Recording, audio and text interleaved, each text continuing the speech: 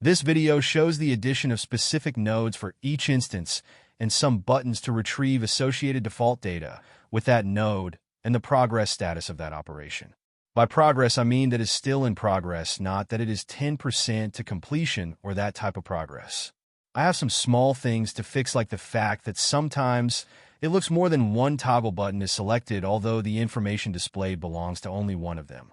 Also, sometimes I notice that due to the selection of the nodes and left side controls on the right side are not synchronized completely.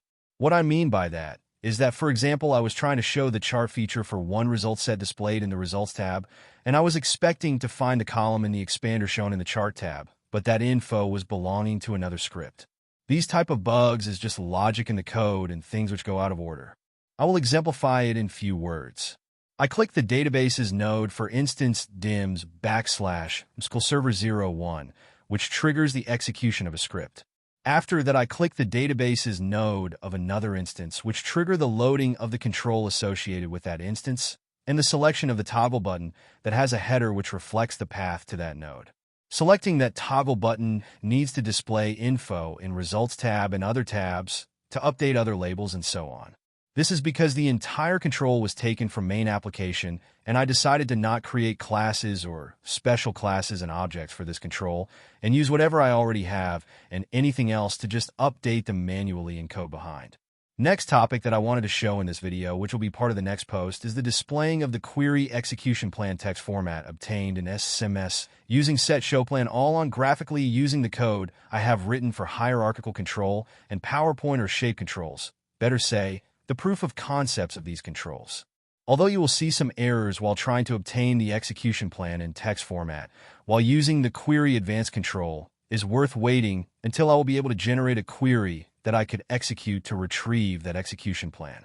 The roadmap already verified via ChatGPT involves to retrieve that execution plan in tabular format. It will be taken, or I will be using the code I already have in query helper control, followed by denormalization of the node ID and parent columns to more columns, which will be done with some code obtained via ChatGPT and some that I already have.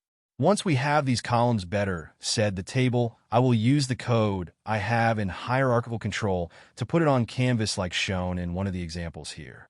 The hierarchical control doesn't use 90 degrees lines, which is why I will have to use code I have and shown here in the PowerPoint or shapes control. In the beginning, the graphically display of the execution plan in hierarchical form will display only the operator name and its cost, while in the future, I might start adding more information. I don't know yet if seeing the execution plan in hierarchical format is better than seeing it as displayed in SSMS or other tools. I don't know the advantages, but if it is possible and the code is already there, why not try to implement it in order for DBA to have it in that format also? For the remaining of the video, you will see again the hierarchical display control in action and shapes control and a short written summary of what was already said here. It is worth mentioning that the idea of displaying the execution plan in that format was not something that came to me by realizing that I have code that does A, B, C, and D, and I can use it for the execution plan too. No.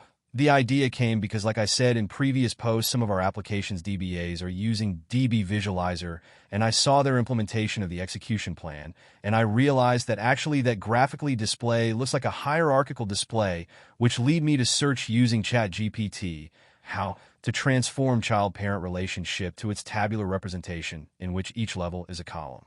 Once that table is obtained, then the only thing I need to do is to copy-paste code from one control to another and change it accordingly.